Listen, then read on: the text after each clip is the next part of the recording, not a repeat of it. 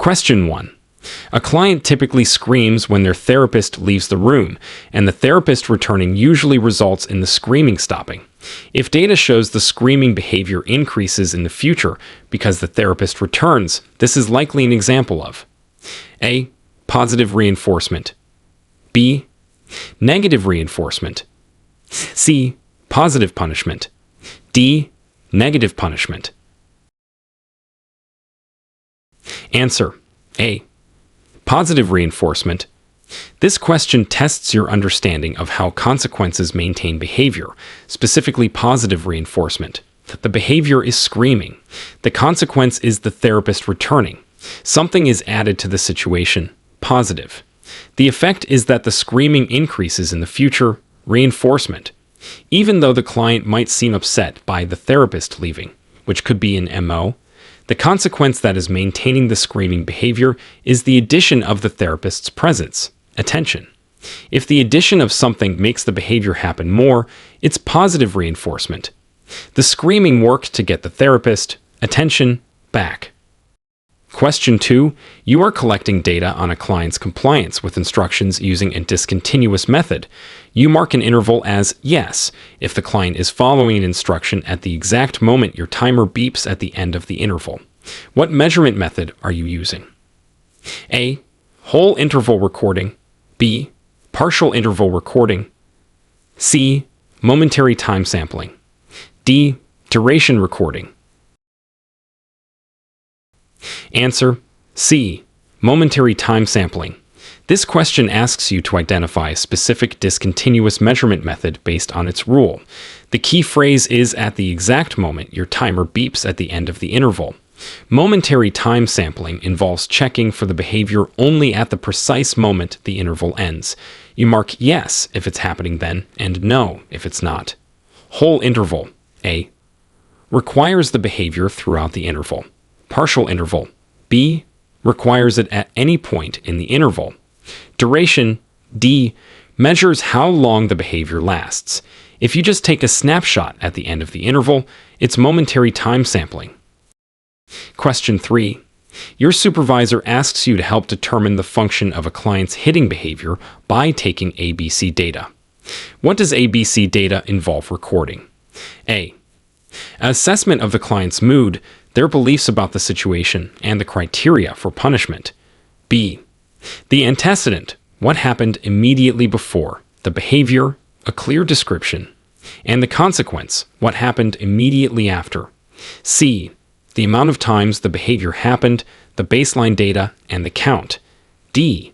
Your analysis of the situation, the behavior, and your conclusions about the function. Answer: B.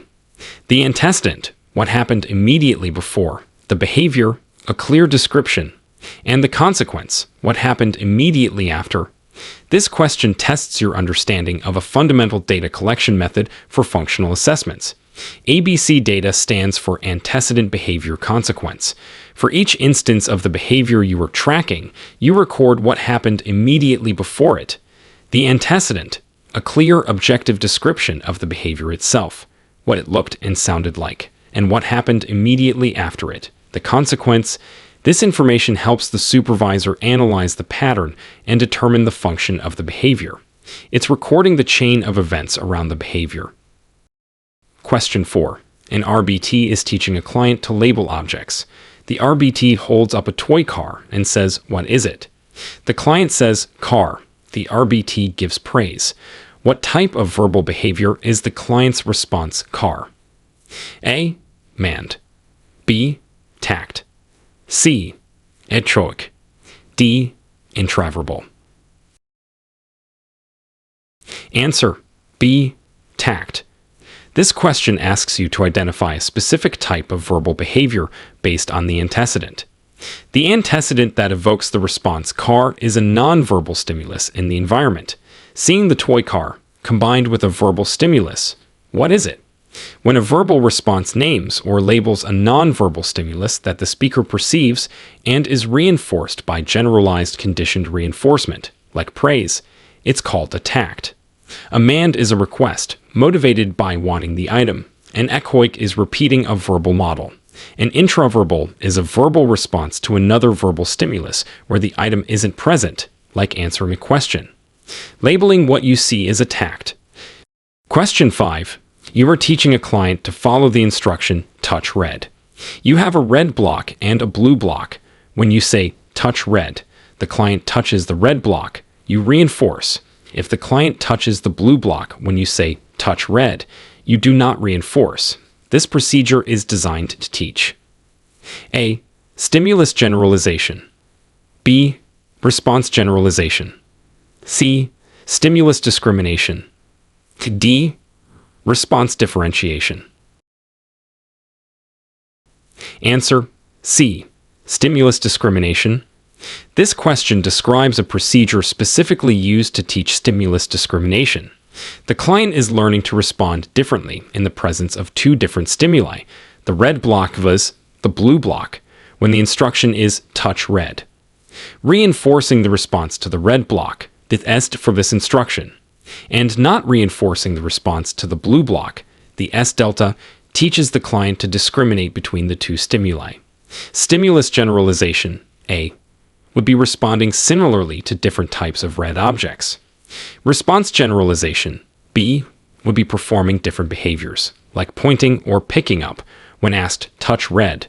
Response differentiation, D, is reinforcing different forms of a single behavior. Telling the difference between stimuli is discrimination. Question 6. What is the ethical responsibility of an RBT when they are asked to implement a behavior reduction procedure they are not fully trained on or feel is potentially harmful? A. Refuse to implement the procedure and request a different client. B. Attempt to implement the procedure carefully and report any negative outcomes to the supervisor. C. Inform their supervising BCBA/BCABA immediately about their concerns and lack of training and request further guidance/training before implementation. D. Ask the client's parent if they are comfortable with the procedure being implemented. Answer C. Inform their supervising BCBA/BCABA immediately about their concerns and lack of training and request further guidance/training before implementation. This question addresses a crucial ethical obligation. Practicing within your competence, RBTs must only implement procedures they are trained and competent to perform, especially procedures that could be restrictive or potentially harmful. If you are directed to use a procedure you are not comfortable with or feel untrained on, you have an ethical duty to inform your supervisor immediately. They are responsible for providing necessary training or ensuring the procedure is implemented safely and correctly. Attempting it untrained, B, or refusing without seeking guidance, A, is inappropriate. Consulting the parent, D, on a clinical procedure isn't the RBT's role. Speak up to your supervisor if you need training or are uncomfortable. Question 7. You are conducting a preference assessment using a multiple stimulus without replacement. MSWO. Procedure with 5 items. After the client chooses one item, how many items will be in the array for the next trial? A. 5 items. B. 4 items.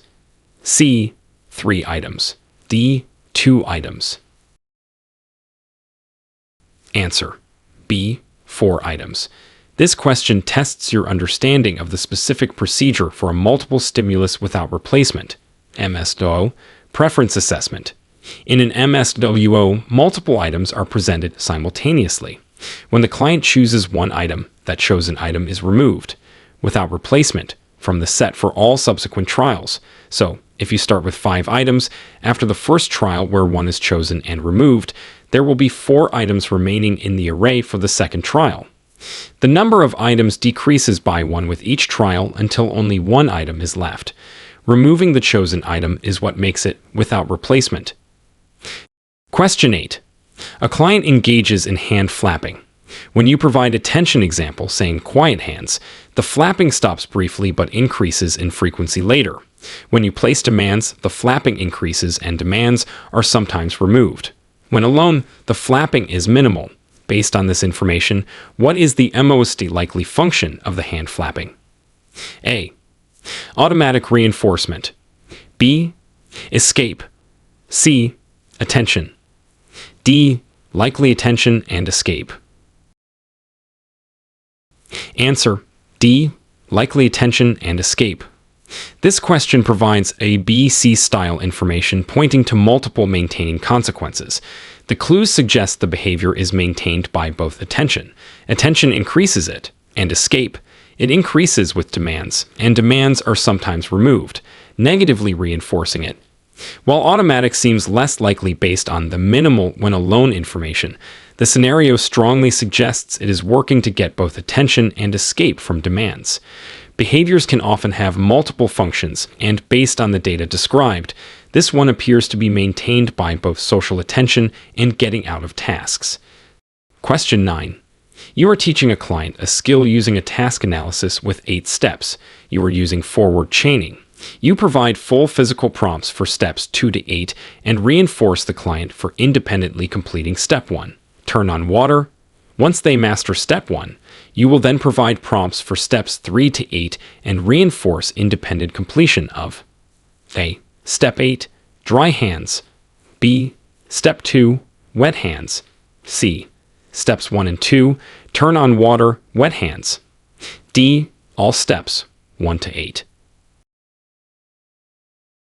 Answer: C. Steps 1 and 2, turn on water, wet hands. This question asks about the progression in forward chaining. In forward chaining, you teach the steps from the beginning of the sequence. You reinforce the client for independently completing the first step. Once they master that, you then reinforce them for independently completing the first 2 steps, the previously mastered step and the next step in the sequence. This continues by adding one newly mastered step to the beginning of the chain that is reinforced. So after mastering step 1, you move to mastering steps 1 and 2 together. You're building the chain from the front end, adding steps as they are mastered. Question 10. What type of verbal behavior is occurring when a client says cookie, when they see a cookie and are hungry? A. Tact. B. Manned. C. Echoic. D. Intraverbal. Answer: B. Manned. This question asks you to identify a type of verbal behavior based on the antecedent and consequence. The key clues are that the client are hungry, indicating a motivating operation, MO, and the response is saying cookie. If the response is evoked by the client's motivation, wanting the cookie, and is reinforced by getting the cookie, it is a manned, a request. Seeing the cookie is a nonverbal stimulus, which could evoke a tact, but the motivation to get it points to it functioning as a manned. If the behavior is happening because they want it, it's a manned. Question 11. When should an RBT update their client's graph with the most recently collected data? A. At the end of the week when session notes are summarized. D. Only when significant progress is made on a goal. C. Promptly after the data is collected, typically at the end of the session or day, as per company policy. D. When the supervisor asks them to update it. Answer: C. Promptly after the data is collected, typically at the end of the session or day, as per company policy. This question addresses timely data management. Data needs to be entered and graphed as soon as possible after it is collected to provide the most current picture of the client's progress. Delaying data entry, a B, or waiting for a specific request, D, can hinder the supervisor's ability to monitor the case and make timely clinical decisions. Follow your company's policy for documentation turnaround, but the principle is to get the data graphed soon after the session. Get that data in the graph quickly so your supervisor can see the trends. Question 12. What is the ethical responsibility of an RBT regarding their own competence? A. To accept any client assigned by the supervisor, regardless of their experience with that population or procedure. B. To only work with clients they feel completely comfortable with. C. To inform their supervisor if they feel untrained or not competent to work with a specific client or implement a particular procedure. D. To gain competence in all ABA procedures by watching online videos and reading books. Answer: C. to inform their supervisor if they feel untrained or not competent to work with a specific client or implement a particular procedure. This question addresses the ethical principle of working within your competence. RBTs must provide services only within the boundaries of their training and expertise. If you are assigned a client or procedure that you feel you are not adequately trained on or competent to handle, you have an ethical obligation to inform your supervisor immediately so they can provide the necessary training, supervision, or reassign the case. Except in cases you aren't ready for: A. Limiting your practice based solely on comfort; B. Or relying on inadequate self-training; D. Are inappropriate. Speak up to your supervisor if you need training or don't feel competent. Question 13. If a behavior decreases because a previously delivered positive reinforcement is now withheld, this is called: A. Positive punishment; B. Negative reinforcement; C. Extinction; D. Response cost. Answer: C. Extinction. This question asks for the specific principle when behavior decreases because its positive payoff is removed. The key phrase is that the behavior decreases because a previously delivered positive reinforcement is now withheld. This is the definition of extinction. If a child used to get a sticker, positive reinforcement, for asking for a toy nicely, but now nice asking never gets a sticker and nice asking decreases, that's extinction. Positive punishment adds something unpleasant. Negative reinforcement removes something unpleasant. Response cost removes something desirable, but is a form of punishment, not extinction, which is the removal of reinforcement. Extinction is removing the payoff that made the behavior happen. Question 14. When is it ethically acceptable for an RBT to discuss confidential client information with another professional? A. When discussing general strategies with a teacher in the hallway during a school session. B. When the other professional is a colleague from the same agency and works on the same client's team. C. When the other professional is a friend who is a BCBA but works at a different company. D.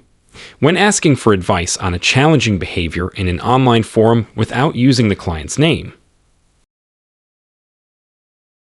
Answer: B. When the other professional is a colleague from the same agency and works on the same client's team.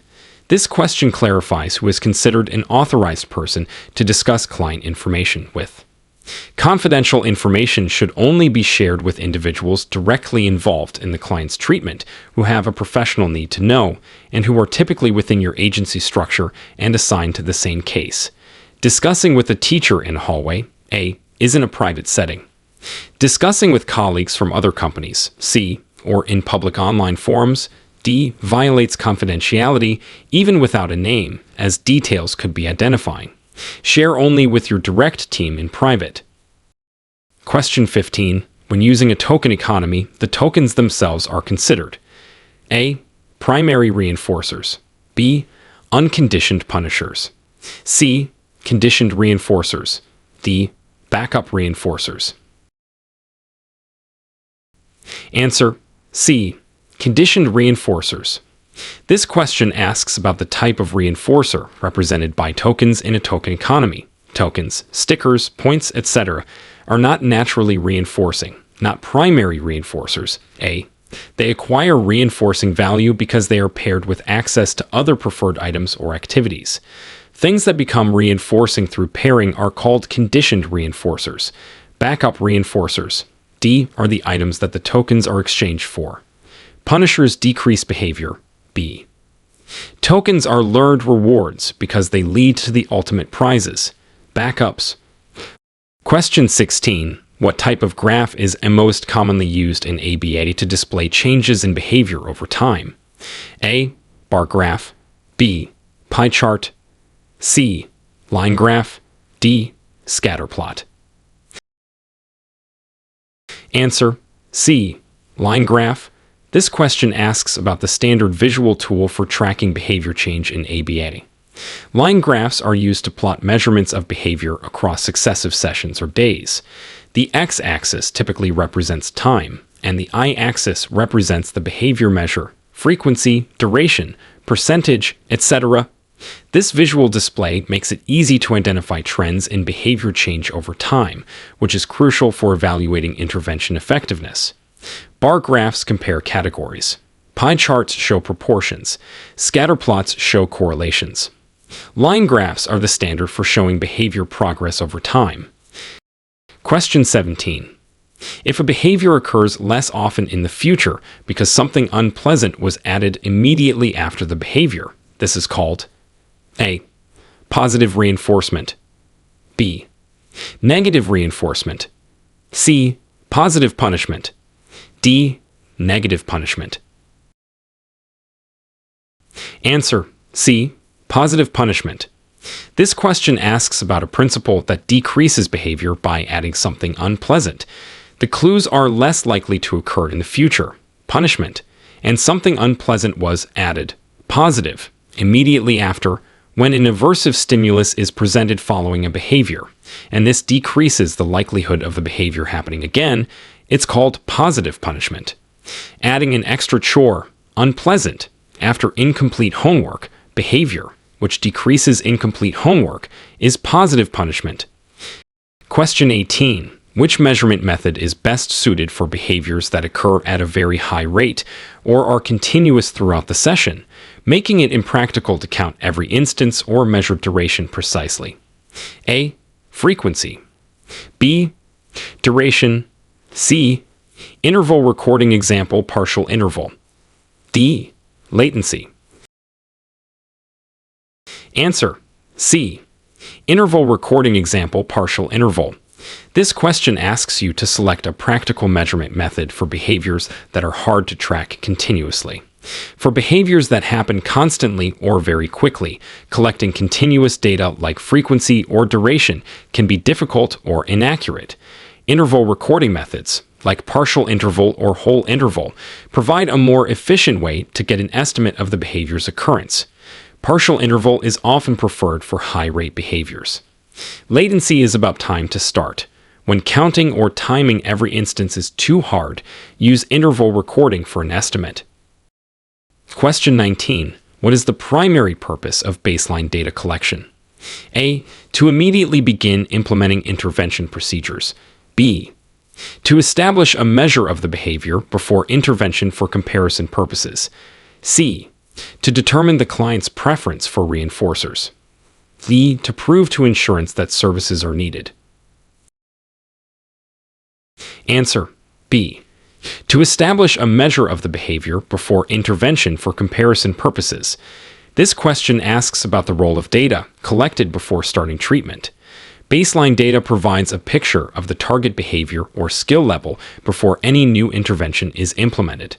This gives the team a starting point that they can later compare against the data collected during the intervention phase to evaluate whether the intervention is effective in changing the behavior. It's the before picture to measure the after against. Question 20. When creating a behavioral definition, what does objective mean? A. It describes the client's feelings. B. It describes what the behavior looks and sounds like in observable terms. C. It explains the function of the behavior.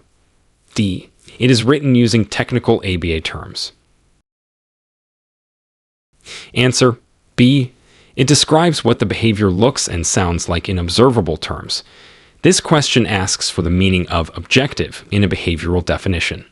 An objective definition describes the behavior using words that refer to things you can actually see, hear, touch, smell, or taste. It avoids subjective terms, interpretations, or labels about feelings or internal states.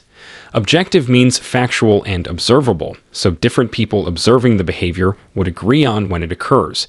Describe the action, not the feeling behind it. Question 21. What is the ethical principle that relates to ensuring the client's rights, providing choices, and treating them with respect? A. Beneficence. B. Non-maleficence. C. Autonomy. D. Justice.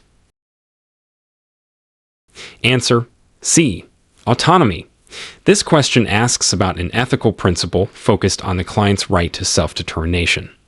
Autonomy involves respecting the client's right to make their own choices and decisions whenever possible, promoting their independence, and involving them in their care to the greatest extent appropriate. Beneficence is doing good. Non-maleficence is avoiding harm. Justice is fairness. Promoting independence and choice is key to respecting autonomy. Question 22. If a client is engaging in a behavior because it helps them get out of doing a non-preferred task, and the behavior plan involves ignoring the behavior, extinction. This intervention is unlikely to be effective because planned ignoring targets behaviors maintained by A. Escape. B. Attention. C. Access to tangibles. D. Automatic. Answer B. Attention. This question is tricky because it asks you to apply knowledge about matching intervention to function and the specific target of planned ignoring. Planned ignoring is an extinction procedure where you withhold attention contingent on the challenging behavior. This is effective only if the behavior's function is attention.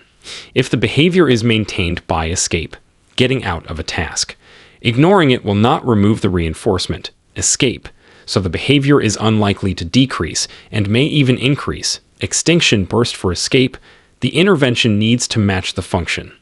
Planned ignoring is for attention seeking, not escape. Question 23. When implementing a task analysis using backward chaining, you reinforce the client after they independently complete. A. The first step in the chain. B. The last step in the chain. C. All steps in the chain. D. Any step in the chain. Answer B. The last step in the chain. This question asks about a specific chaining procedure. In backward chaining, you teach the steps of a task analysis in reverse order. You provide prompts for all steps except the last one. The client independently completes the very last step, and they receive reinforcement immediately upon completing that final step. As they master the last step, you then teach the second to last step, and so on, adding steps from the end toward the beginning. Reinforcement always follows the completion of the learned sequence, starting with just the last step. Question 24. What is the ethical responsibility of the RBT when communicating with a client's family? A. To share all details of the client's session and data. B. To discuss information related to the client's progress and programs as directed by the supervisor. C. To provide clinical advice or modify the behavior plan based on parent requests. D. To avoid all communication with the family. Answer B. To discuss information related to the client's progress and programs as directed by the supervisor. This question addresses RBT communication with families. RBTs should communicate with families about the client's progress on programs and any challenges or observations from sessions, but this communication must be limited to information within their scope of practice and guided by the supervisor. RBTs do not share all details. A. Provide clinical advice or modify plans. C. Or avoid communication entirely. D. As parents are important team members, your communication should be focused on the plan and progress and guided by your supervisor. Question 25. What is the term for a temporary reoccurrence of a previously extinguished behavior after a period where the behavior did not occur? A. Extinction burst. B. Punishment rebound. C. Spontaneous recovery. D. Behavioral contrast. Answer C. Spontaneous recovery. This question asks about a phenomenon related to extinction.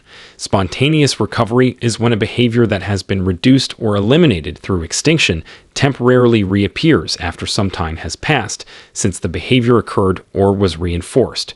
It's like the behavior pops back up unexpectedly. An extinction burst, A, is a temporary increase right at the start of extinction. Spontaneous recovery is a temporary return later. Question 26. You are teaching a client to say car. When they see a toy car, you say car, and the client says car. You reinforce. The toy car is the primary stimulus you want to evoke the response, but you are using the spoken word car as a prompt. This procedure involves A. Prompt fading. B. Stimulus control transfer. C. Shaping. D. Chaining. Answer B. Stimulus control transfer. This question describes a procedure to shift which stimulus controls the behavior. The client can already say car when prompted by hearing you say it. Echoic behavior under vocal stimulus control. You want them to say car when seeing the toy car. Tact behavior under visual stimulus control. By pairing the visual stimulus, car, with the vocal prompt, car, and reinforcing the response, you are working to transfer the control of the behavior, saying car, from your spoken word to the sight of the car. Shaping builds new behaviors. Prompt fading reduces help. Chaining links steps. Shifting which cue triggers the behavior is stimulus control transfer. Question 27. If a client is highly motivated for attention, and you implement a plan where you provide attention contingent on them raising their hand instead of calling out, while ignoring calling out, what procedure are you using? A. Extinction. B. Response cost. C. Timeout. D. Differential reinforcement of alternative behavior. DAR. Answer. D. Differential reinforcement of alternative behavior. ER. This question describes a specific differential reinforcement procedure. You are reinforcing a specific alternative behavior, raising hand, that is more appropriate than the challenging behavior, calling out, while simultaneously withholding reinforcement for the challenging behavior, ignoring calling out. This strategy, where you reinforce a desired alternative behavior while putting the problem behavior on extinction, is called differential reinforcement of alternative behavior. DAR. Extinction. A. Is just withholding reinforcement. Response cost. B. And timeout. C. Are punishment procedures involving removal. DRA teaches a better way to get the same payoff. Question 28. What is the ethical responsibility of the RBT if they are asked to implement a data collection method they have not been trained on? A. Decline to collect data for that session. B. Attempt to collect the data using their best judgment. C. Inform their supervisor immediately and request training on the data collection method. D. Ask another RBT how to collect the data. Answer. C. Inform their supervisor immediately and request training on the data collection method. This question addresses the ethical principle of competence and seeking supervision. If you are asked to perform a task, including collecting data using a specific method that you are not trained on or competent to do, you have an ethical obligation to inform your supervisor immediately. They are responsible for ensuring you are properly trained on all procedures you implement. Attempting it untrained, B, can lead to inaccurate data. Declining without seeking training, A, or relying on a peer, D, is insufficient. Speak up to your supervisor if you need training. Question 29. When using discrete trial training, DTT, what is the purpose of the intertrial interval, ITI? A, to allow the client to play with the reinforcer for an extended time. B, to provide a clear break between trials for data recording and preparing for the next trial. C, to increase the client's motivation for the next trial. D, to allow for generalization to occur. Answer.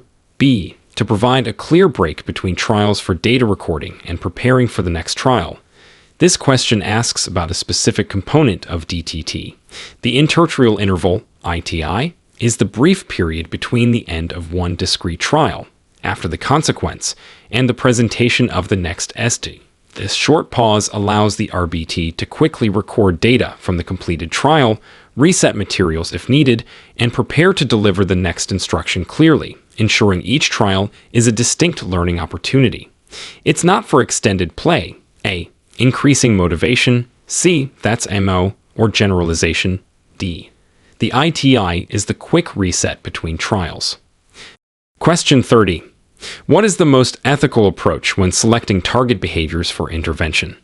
A, selecting behaviors that are easiest for the RBT to measure. B, selecting behaviors that are most challenging for the client. C, Selecting behaviors that are socially significant and will improve the client's quality of life. D. Selecting behaviors that are required by the funding source, regardless of social significance. Answer: C. Selecting behaviors that are socially significant and will improve the client's quality of life. This question reinforces the ethical principle of social significance in ABA. The purpose of ABA is to improve lives. Therefore, target behaviors should be chosen based on their importance to the individual and their community, behaviors that will enhance their independence, safety, social skills, communication, and overall quality of life. While other factors might be considered, the primary ethical consideration is the behavior's social significance and its potential positive impact on the client's life. Choose goals that make a real difference in the client's life. Question 31. If a client is learning to discriminate between two pictures, example dog vs. cat, when you say their name, the instruction touch dog when showing both pictures acts as the A. S delta S. B. Condition stimulus. CS. C. Motivating operation. MO. D. Discriminative stimulus. SD. Answer: D. Discriminative stimulus. SD. This question asks you to identify the antecedent stimulus that signals reinforcement in a discrimination task. When you say touch dog while presenting both the dog and cat pictures, the instruction touch dog paired with the dog picture is the discriminative stimulus. SD. It signals that responding to the dog picture by touching it will be reinforced, while responding to the cat picture, the stelte, will not. The EST sets the occasion for the reinforced behavior. This EST tells the client which response gets the prize in this situation. Question 32. What is the ethical guideline regarding discussing client information with individuals who are not on the client's treatment team? A. It is acceptable if the client's name is not used. B. It is acceptable if it is for general training purposes. C. It is not acceptable as it violates confidentiality. D. It is acceptable if you have the supervisor's permission. Answer: C. It is not acceptable as it violates confidentiality. This question addresses the boundary of confidentiality. You should never discuss client-specific information with individuals who are not directly involved in the client's treatment and are not authorized to receive confidential information. Even without using the client's name, details could be identifying. A. Discussing for general training. B. Should use hypothetical or masked cases, not identifiable client information. Permission to discuss client info outside the team would need specific authorization from the client/guardian, not just the supervisor.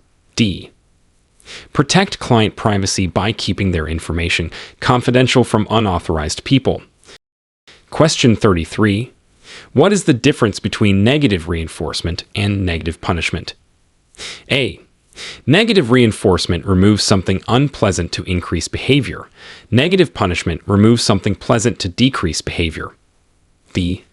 Negative reinforcement adds something unpleasant to decrease behavior. Negative punishment removes something unpleasant to increase behavior. C. Negative reinforcement increases behavior. Negative punishment increases behavior. D. Negative reinforcement decreases behavior. Negative punishment decreases behavior. Answer: A. Negative reinforcement removes something unpleasant to increase behavior. Negative punishment removes something pleasant to decrease behavior. This question asks you to differentiate between two principles involving the removal of a stimulus. Both negative reinforcement and negative punishment involve removing a stimulus, negative. However, reinforcement increases behavior and punishment decreases behavior. Negative reinforcement removes something unpleasant to make a behavior happen more often. Negative punishment removes something pleasant to make a behavior happen less often. This distinction is crucial. Removing something bad makes behavior go up. Neg rein. Removing something good makes behavior go down. Neg pun. Question 34. You were tracking a client's head slapping using duration recording. On Monday, they slapped their head for a total of 10 seconds. On Tuesday, they slapped for a total of 15 seconds. You are reporting A. The frequency of head slapping. B. The rate of head slapping. C. The total duration of head slapping. D. The latency to head slapping.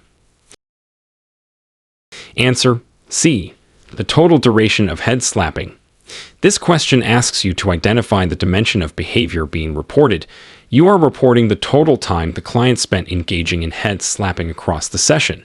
Total of 10 seconds. Total of 15 seconds. This is the definition of total duration. Frequency is the count of instances. Rate is frequency per unit of time. Latency is time from a cue to the start of the behavior. You are reporting how long the behavior lasted. Question 35. When is it ethically permissible for an RBT to accept a gift from a client's family? A. Whenever the family offers a gift, regardless of value. B. Only if the gift is inexpensive and is documented according to company policy. C.